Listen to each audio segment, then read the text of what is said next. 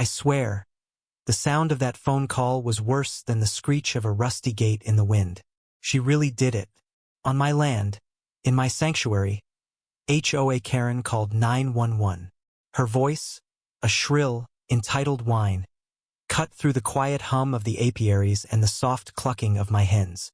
An illegal operation, a public nuisance. He's breaking every single rule in the subdivision charter. I just stood there, the cool morning breeze on my face, watching her. A part of me almost laughed at the sheer absurdity, but the deeper, more weary part of me just sighed. A low rumble from my chest. This was it. The moment I knew was coming. Her name was Brenda, but everyone in the neighborhood had unofficially crowned her HOA Karen. She was the self-appointed queen of the covenant, a woman whose life seemed to be a perpetual crusade against anyone who dared to live differently. When I bought this 50-acre plot, the last remaining piece of original farmland on the edge of the new, sprawling subdivision, she saw it as a personal affront. She saw my hay bales as fire hazards, my chickens as a health code violation, and my old, restored barn as a structural eyesore. She didn't see the century of history here, the honest labor, or the quiet joy I found in bringing the land back to life. She just saw something that didn't fit into her meticulously planned, cookie-cutter world. The sheriff's cruiser pulled up the long gravel driveway, its tires crunching the stones like a giant chewing on glass. A young deputy, fresh-faced and earnest, stepped out. He looked uncomfortable, his eyes flicking from Brenda's rigid, expectant posture to my calm, weathered stance. "We got a call about a public disturbance and several code violations, sir," he said, his voice hesitant. Brenda stepped forward, her arms crossed, a triumphant smirk on her face. "He's running an unlicensed farm, officer. Look at it. The smell, the noise, the aesthetics. It's ruining the property values for everyone in the community," she shrieked, gesturing wildly at my beautiful, messy life. My farmhand, an old man named Sal who had worked this land with his father before me, stepped forward, his knuckles white. "That's a bunch of malarkey, Sheriff," he muttered, but I put a hand on his shoulder. "It's all right, Sal," I said quietly. "I got this."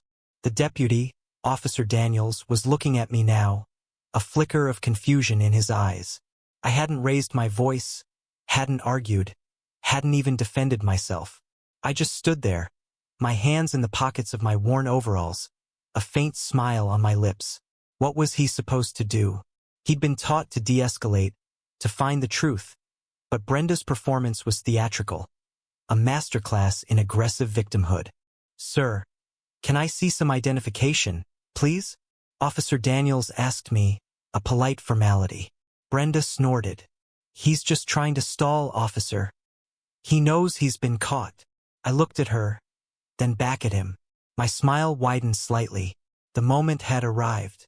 Slowly, deliberately, I reached into the back pocket of my jeans and pulled out my wallet. From a small, hidden compartment, I retrieved a slim, leather-bound card.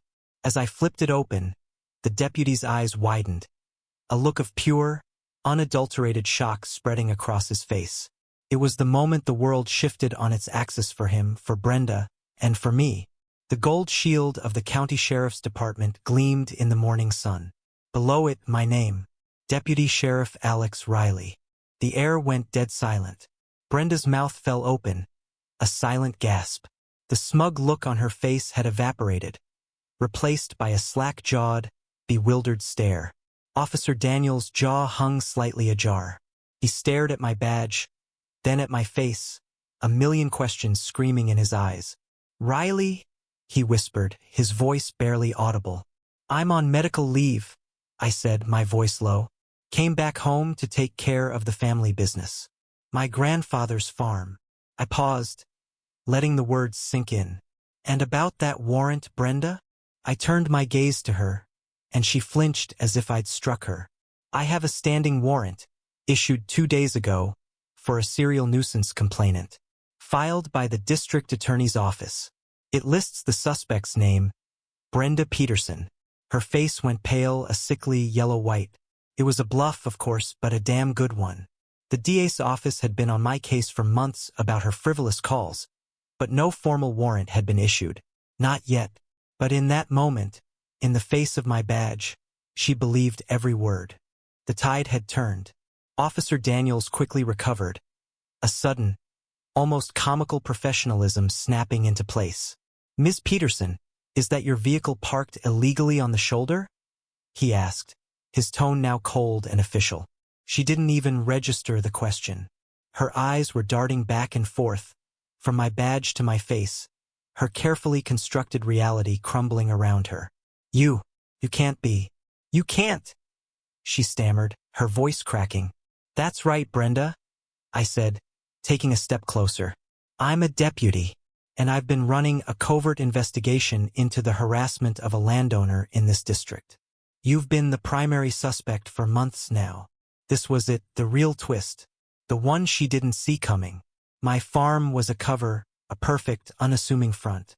The real project was a multi-agency task force on property rights violations, and Brenda had just handed us the entire case on a silver platter." Her eyes flickered with a desperate, wounded animal look. "This is a conspiracy. You're lying." "The DA would never," "Ma'am," Officer Daniels interjected, his voice firm. "We've received over 25 nuisance complaints filed by you in the last 6 months. Mr. Riley here has a documented history of being the target. On top of that, your claims of public nuisance and illegal operation are now being investigated as potential defamation and harassment. You can see how this looks, right?" Brenda let out a small, defeated whimper. The once proud warrior of the HOA was now a terrified child, realizing she had picked a fight with the wrong person.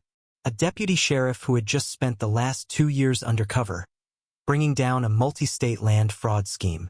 She was small-time, a fly buzzing around a lion, and she had just buzzed one too many times.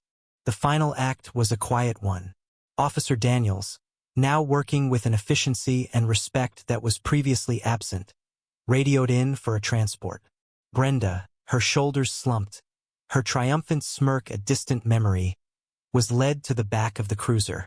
She didn't look back.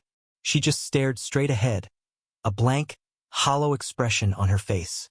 Sal watched, a quiet satisfaction in his eyes.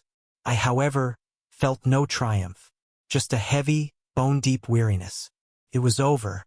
The constant phone calls, the passive-aggressive notes in the mailbox, the veiled threats at the community meetings. It was done. I looked at the vast, green fields before me, the silent chickens, the drowsy bees. This was what I had been fighting for. Not to win against Brenda, but to protect this place. My peace. My home. As the cruiser disappeared down the long driveway, kicking up a final cloud of dust, I felt the tension drain from my shoulders. The air smelled of fresh-cut hay and damp earth. I walked over to Sal, who was leaning against the fence, a faint smile on his lips. "I told you she was barking up the wrong tree," he said, his voice a low chuckle. I nodded, a genuine smile finally breaking through. "You did, Sal. You absolutely did." What a strange, winding road it had been. From a city cop to a farmer, a son to a landowner, a target to an investigator. The lines were so blurred. I thought about Brenda, sitting in the back of that cruiser.